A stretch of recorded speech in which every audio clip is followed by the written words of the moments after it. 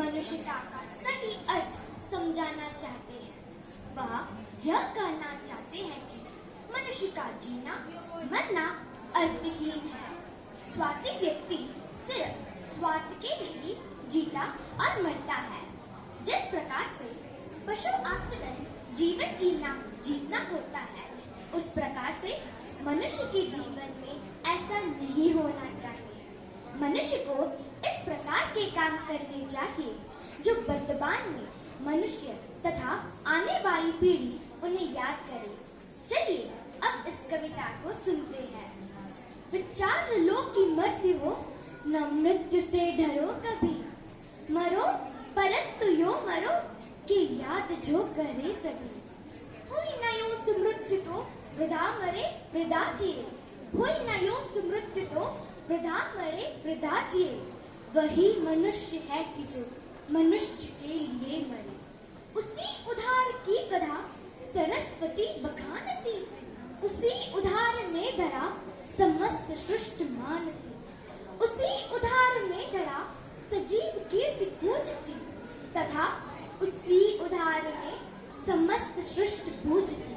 अखंड आत्मभाव जो असीम कृष्ण में भरे, वही मनुष्य है कि जो मनुष्य के लिए मरे। सहानुभूति चाहिए, महाविभूति है वशीकृता सदैव है, बनी हुई स्वयं ही। विरुद्धवाद बुद्ध का दया प्रभाव में बहा। विनीत लोक वर्ग क्या सामने झुका रहा। आहा, वही उधार है परोपकार जो करे। वही मनुष्य है जो मनुष्य के लिए मरे। अनंत अंतरिक्ष में अनंत देव हैं खड़े। परस्परावलंब से उठो तथा बढ़ो सभी। समक्ष ही स्वभाव हो, बढ़ा रहे बड़े बड़े। वही मनुष्य है कि जो मनुष्य के लिए मरे। मनुष्य मात्र बंधु है, यही बड़ा विवेक है। पुराण पुरुष स्वयंभू पिता प्रसिद्ध एक है। फलानुसार कर्म के अवश्य बाह्य भेद है, परंतु अंतरेक्य में प्रमाणभूत भेद है।